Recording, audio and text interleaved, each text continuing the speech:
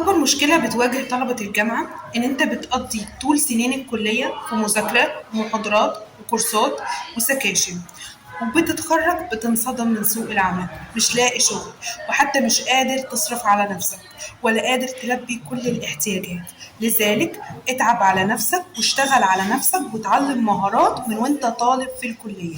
ابدأ وتعلم انجليش، اسمع افلام، بودكاست، مسلسلات. ابدأ طور اللغة بتاعتك، لان دلوقتي يا شباب إن مهارة اللغة مطلوبة جدا في سوق العمل.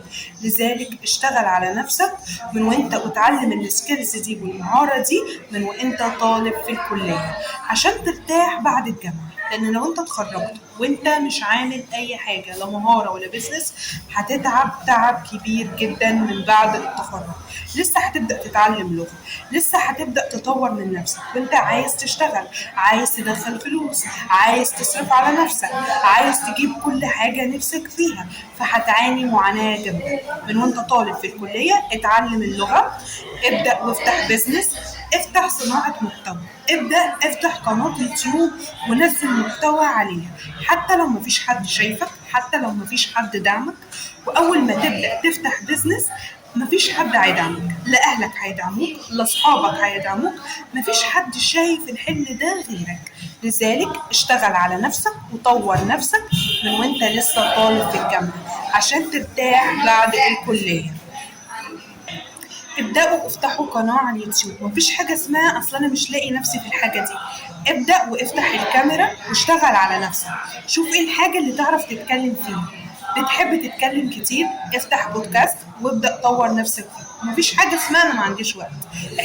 احنا اغلبيتنا بنضيع وقتنا في حاجات تافهه. لو استغلينا كل ثانيه وكل دقيقه في حاجه تفيدنا، في حاجه تغير من وضعنا المادي، في حاجه تغير من حياتنا، في حياتنا هتتغير كتير. بدل ما انت قاعد على السوشيال ميديا وقاعد على المسلسلات وقاعد خروجات مع اصحابك وبتضيع وقت، خصص ساعه واحده وابدأ صور وابدأ منتج وابدأ افتح قناة على اليوتيوب ونزل فيها واشتغل على نفسك.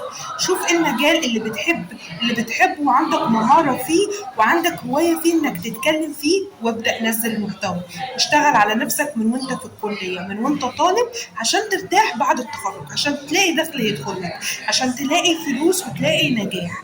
اما انت بعد التخرج لسه كل حاجة بتبدأ من جديد، بيزنس من جديد، مهارة انجليش من جديد، كل حاجة من جديد. فانت هتعاني معاناة جامدة، هتنزل تدور على شغل.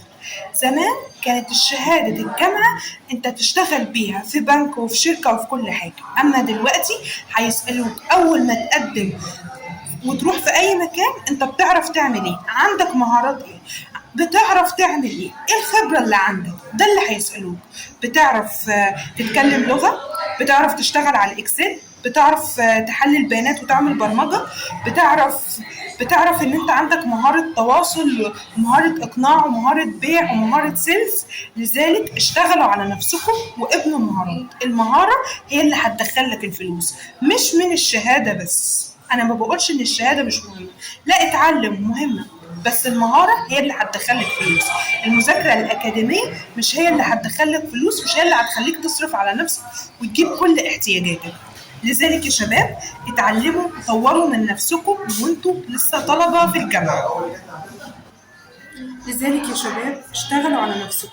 كل ما انتوا هتتعلموا مهارة وهتبدأوا تشتغلوا على حلمكم من وانتوا لسه صغيرين، من وانتوا لسه طلاب لسه ما اتخرجتوش، كل ما ده هترتاحوا أكتر.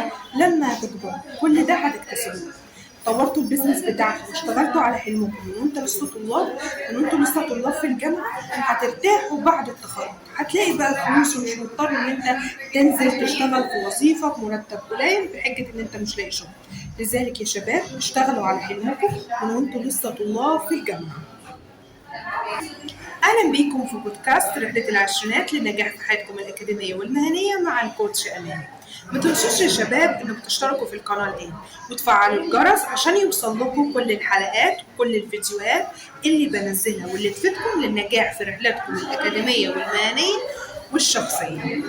3 مهارات هقول لكم في الفيديو ده على 3 مهارات تطوروا بيهم نفسكم وانتوا في الجامعة جنب الكلية وجنب المذاكرة عشان ترتاحوا بعد الجامعة ما تعانوش زيي.